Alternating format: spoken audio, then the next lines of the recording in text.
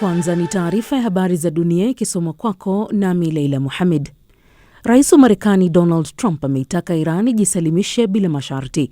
Ameandika kwenye mtandao wake wa kijamii Truth Social kwamba hiyo ndiyo njia pekee ya kumaliza uhasama.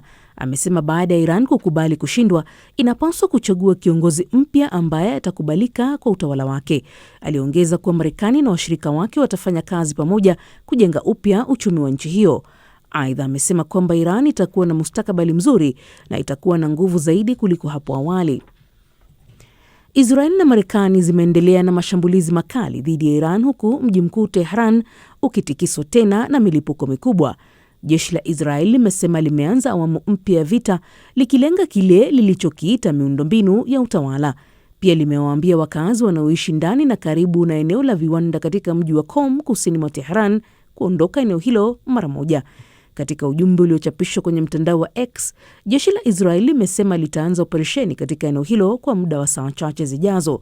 Shirika la Msalaba Mwekundu la Iran limesema zaidi ya watu 1,000 wameuawa hadi sasa katika mashambulizi ya Marekani na Israel ambayo yalianza siku ya Jumamosi. Kadri Israeli inavyozidisha mashambulizi ya mabomu nchini Lebanon, mashambulizi ya anga katika vitongoji vya kusini vya Beirut ambavyo ni ngome ya Hezbollah inayoungwa mkono na Iran yamesababisha uharibifu mkubwa. Jeshi la Israeli linasema limelenga kituo cha mawasiliano na ghala la ndege zisizo na rubani. Siku ya Alhamisi, jeshi la Israeli liliwaamuru makumi ya maelfu ya watu katika kitongoji cha Dahiyeh mjini humo kuondoka majumbani mwao, hali iliyowafanya wakazi kukimbia kwa hofu.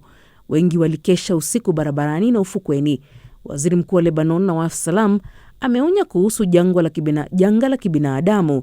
Amesema kuhamishwa kwa watu kwa wingi kunaweza kuwa na athari ambazo hazijawahi kushuhudiwa na akatoa wito wa msaada wa kibinadamu. Leo tunatoa wito kwenu, marafiki wa Lebanon, mtuunge mkono katika juhudi hizi na kudai kwa sauti kubwa na ya wazi kwamba Israeli ikomeshe mashambulizi ya kijeshi yanayosababisha watu kuhama makazi yao. Ni muhimu pia kwamba miundombinu ya Lebanon iokolewe na isiharibiwe. Aidha, msaada wowote mtakaoweza kutupatia katika kutoa misaada kwa wananchi ni wa thamani kubwa kwetu na tutaendelea kuwashukuru kwa msaada wenu. Unaendelea kusikiliza taarifa ya habari za dunia kutoka idhaa ya Kiswahili ya BBC. Ripoti mpya ya shirika la Amnesty International inasema kwamba wanawake na wasichana katika eneo la magharibi mwa Oromia nchini Ethiopia wamekumbana na ubakaji, utumwa wa kingono na kuhamishwa kwa nguvu kufuatia mzozo unaoendelea katika eneo hilo.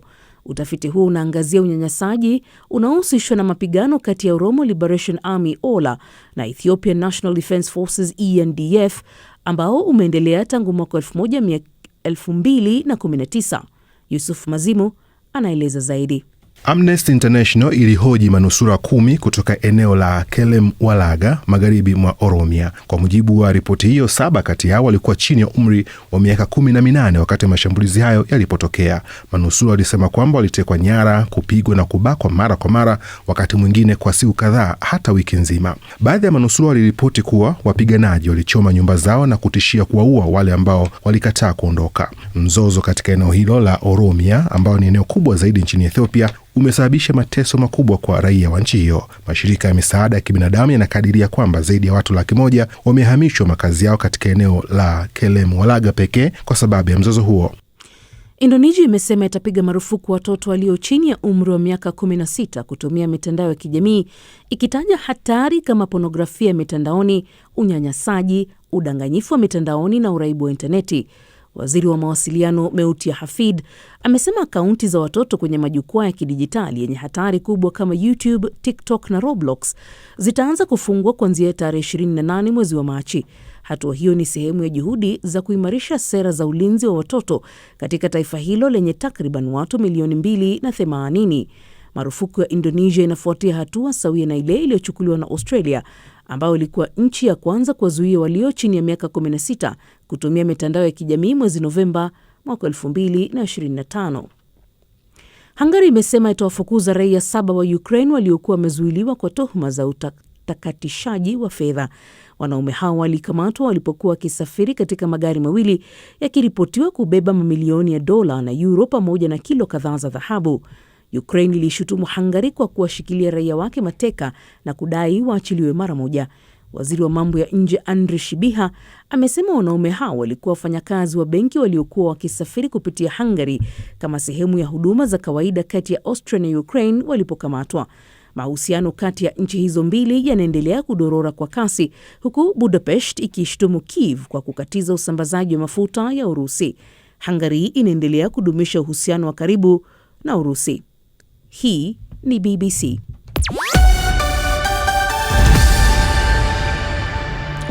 Na taarifa ya habari za dunia imesomwa na Leila Mohamed. Matangazo haya ni matangazo ya Dira ya Dunia kutoka idhaa ya Kiswahili ya BBC. Unaweza kutusikiliza kupitia FM na redio wa shirika mbalimbali.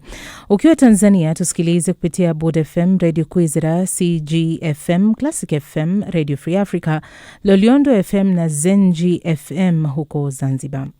Ukiwa nchini Kenya, tupate kupitia Mast FM, Mwenedu FM, County FM, Nyota FM, Pamoja FM na Gulf Radio. Nchini Uganda ni Radio Chitara, Radio Lira, Radio Paidha, Voice of Karamoja, Voice of Muhabura na Voice of Busoga. Nchini Jamhuri ya Kidemokrasia ya Kongo, ikiwa uko katika maeneo hayo, naweza kutusikiliza kupitia Radio Muungano Beni na Lizadel Radio. Vilevile unaweza kutupata mubashara kwenye tovuti ya BBC Swahili pamoja na ukurasa wa Facebook wa BBC Swahili. Hii leo uko nami Hamida Abubakar nikiwa Nairobi, Kenya. Tuanze matangazo yetu na taarifa kutoka Mashariki ya Kati, ambapo Israel na Marekani zimeendelea na mashambulizi yao makali dhidi ya Iran, huku mji mkuu Tehran ukikumbwa tena na milipuko mikubwa. Jeshi la Israel limesema limeanza awamu mpya ya vita likilenga kile ilichokiita miundombinu ya utawala. Vyombo vya habari vya Iran vinasema milipuko ilisikika katika mji muhimu wa bandari wa Bandar Abbas kwenye pwani ya Ghuba ya Iran. Hata hivyo, Israel imewaonya wakazi katika wilaya ya mji wa Qum kuondoka mara moja. Elizabeth Kazibure na taarifa hiyo. Wakazi wa Tehran wameiambia BBC kwamba usiku wa jana ulikuwa usiku mbaya zaidi wa mapigano hayo hadi sasa. Kwa mujibu wa jeshi la ulinzi la Israel IDF, wimbi jipya la mashambulizi pia lilianzishwa usiku kucha dhidi ya mji wa Beirut nchini Lebanon. Usiku uliopita kulikuwa na mashambulizi mengi sana. Kuanzia takribani saa 9 hadi saa 11 alfajiri walikuwa wakishambulia maeneo mbalimbali mfululizo. Kama mashambulizi yangepungua kidogo na viongozi wote wa jamhuri wangeuawa, basi watu bila shaka wangemiminika barabarani. Inachosha na najihisi kama nimekwama kwa sababu nalazimika kukaa nyumbani mara nyingi ili kuepuka kujikuta katikati ya mashambulio. Walishambulia maeneo mengi karibu na nyumba yetu. Kadiri ninavyoweza kuona, watu wengi wana furaha. Watu wanasema wanatumaini maafisa wengine waliosalia nao washambuliwe. Awali Israel ilionya kuhusu mashambulizi ya Iran dhidi ya eneo lake, lakini muda mfupi baadaye ilisema kuwa tishio hilo limekwisha. Huduma za dharura za nchi hiyo zimearifu kwamba hadi sasa hakuna taarifa za majeruhi. Nchi za Ghuba zikiwemo Saudi Arabia, Qatar na Bahrain pia zimeripoti kuwa zilifanikiwa kuzuia mashambulizi ya Iran yaliyofanyika usiku kucha.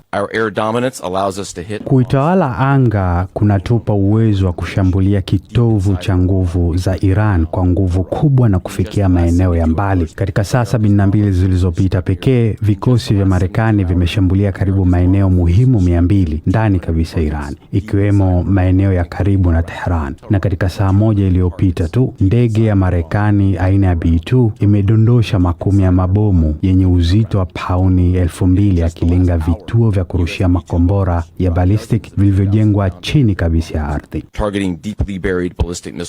Juhudi za uokoaji na uhamishaji wa watu zinaendelea huku maelfu ya watu wakiwa bado wamekwama katika eneo hilo. Ndege ya kwanza ya kukodiwa na Uingereza kutoka Oman ilitua katika uwanja wa ndege wa London Stansted usiku wa kuamkia leo. Mwanaume mmoja alielezea uzoefu wa kupanda ndege hiyo kuwa wa ajabu, kana kwamba si halisi. Naibu Waziri Mkuu wa Uingereza David Lammy ameiambia BBC kuwa nia na matumaini ya serikali ni kuona safari zaidi za ndege za kukodiwa zikiondoka Oman pamoja na safari za ndege za kibiashara kutoka katika eneo hilo. Volker Turk ametoa wito wa kuchukuliwa kuchukuliwa hatua za haraka ili kupunguza mvutano wa mgogoro wa Mashariki ya Kati na kuipa amani nafasi.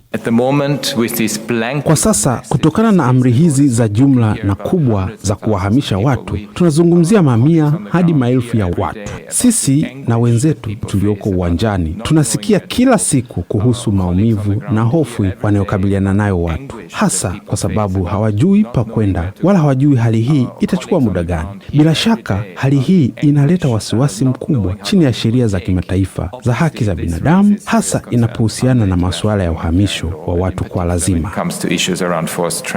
Wakati huo huo, kiongozi wa chama cha Tory Kemi Badenoch ameikosoa serikali kwa namna ilivyojibu mashambulizi kwenye kambi ya anga huko Cyprus. Kiongozi wa upinzani nchini Israel Yair Lapid wa chama cha Yesh Atid amesema Israel inaweza kulazimika kuunda eneo tupu kusini mwa Lebanon kama ilivyo kwa Yellow Line huko Gaza, hata kama itamaanisha kuondoa vijiji kadhaa vya Lebanon. Kwa siku kadhaa sasa, mipaka hiyo imekuwa ikisikika mashambulizi ya anga, huku Israel ikiongeza vita dhidi ya Hezbollah. Afisa mwandamizi wa jeshi amesema wanajeshi wanachukua vilima ndani ya Lebanon karibu na mpaka ili kulinda jamii za Israel, lakini lengo kubwa bado ni kuivua silaha Hezbollah. Baadaye jeshi la Israel IDF limesema raia waliokuwa wamejificha kwenye maeneo ya usalama sasa wanaweza kutoka baada ya tahadhari ya awali kuhusu makombora ya Iran.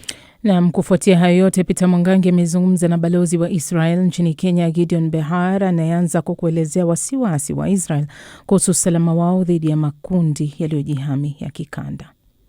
Asante sana. Iran inaendesha mashirika ya kigaidi yenye simamo mikali katika Mashariki ya Kati. Inayapa silaha, inayafadhili, kuyaelekeza ili yashambulia Israel kama vile shirika la kigaidi lenye msimamo mkali la Hezbollah linalashambulia Israel. Mashirika hii yanafanya kazi kudhoofisha utulivu wa kikanda na yanatishia sio Israel peke bila pia nchi nyingi katika Mashariki ya Kati. Israel imejitolea kulinda raia wake na kuchukua hatua dhidi ya vitisho hivi, huku ikilenga kudumisha utulivu wa kikanda. Na balozi, Israel imewezaje kufanya mashambulizi ya kijeshi ama kuchukua uamuzi wa kijeshi bila idhini wazi ya Umoja wa Mataifa? Kila nchi ina haki ya msingini ya kujilinda inaposhambuliwa. Israel inachukua hatua kwa mujibu wa haki hii ambayo imetambuliwa katika sheria za kimataifa. Hatua za Israel zinalenga kuzuia Iran kupata silaha za nuclear na makombora ya ballistic missile ambayo yamekusudiwa kuharibu nchi ya Israel. Balozi, ni hatima gani Israel inaona kwa mzozo huu? Je, utaisha bila suluhu ya kidiplomasia? Kuna tofauti kubwa kati utawala wa Iran inayaoa watu wake na watu wa Iran wanatoka kujikomboa kutoka kwake. Tunaamini kwamba operesheni ya sasa itaunda mazingira yatakayowezesha wetu wa Iran kujikomboa kutoka kwa utawala wa kikataifi unawakandamiza.